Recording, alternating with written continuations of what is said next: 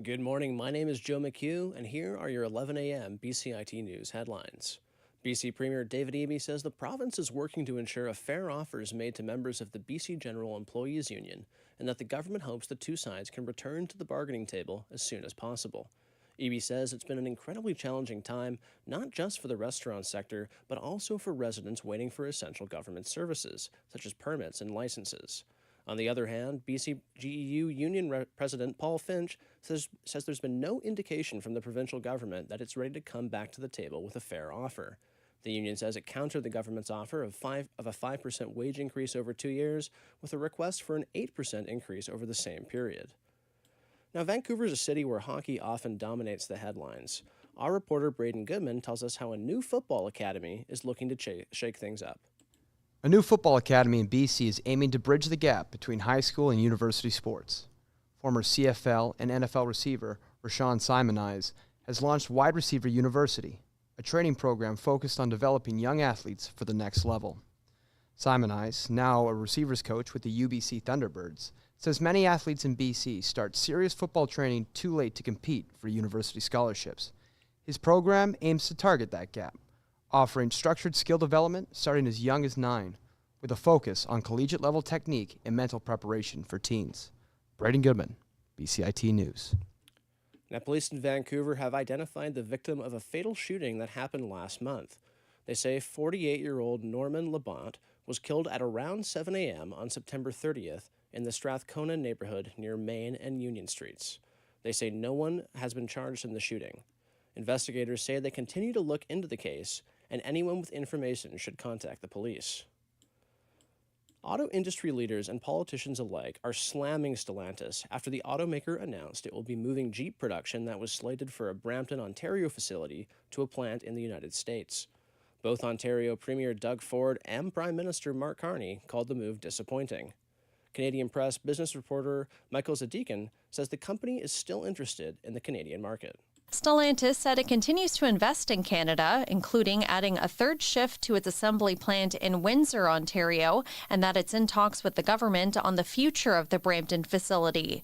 The plant has been down since early 2024 to prepare for the new production line and had about 3,000 employees before closing.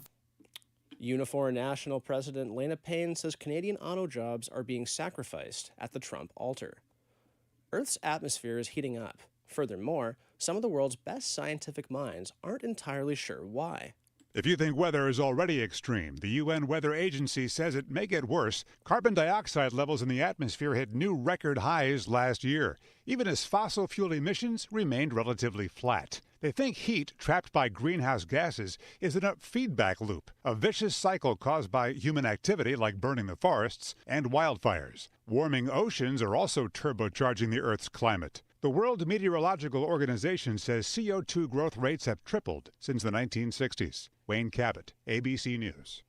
The organization's chief scientific officer, Oksana Tarasova, says the latest CO2 increase is a 52% jump since the pre-industrial levels, but that people can still take steps that will make a difference. For a quick look at some stocks, the U.S. stocks rose today amid hopes for interest rate cuts, with more Wall Street banks posting strong results and a promising start to earnings season. The Dow Jones Industrial Average moved up roughly 0.4% following a rocky session on Tuesday. Meanwhile, the S&P 500 and the tech-heavy NASDAQ Composite added about 0.7% and 1% respectively. For your look at weather, the sunshine's expected to stick around for the rest of the day today, though you're going to only have a high of about 13 degrees.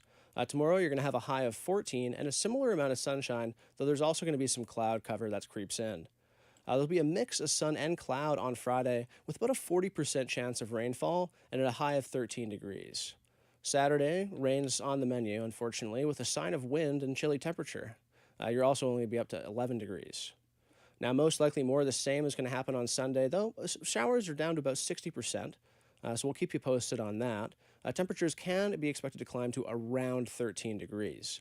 Now, there's not any rain forecasted for Monday, though it's going to remain cloudy throughout the day with a high of 12. Those were your 11 a.m. news headlines. Join us again with Riley Cunningham at 11:30 for more. Joe McHugh, BCIT News.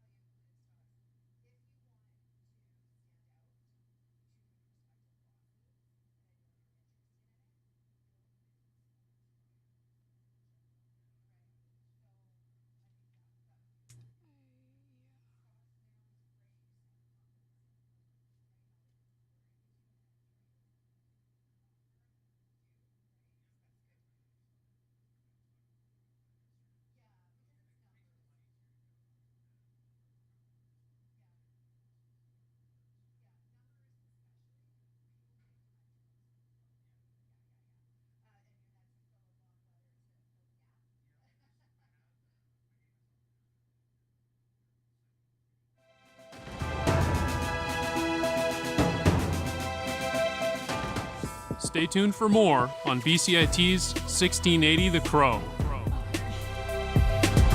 The hands-on part of the program is the main thing that drew me to the program, and it's the main thing that I'm taking away from this program.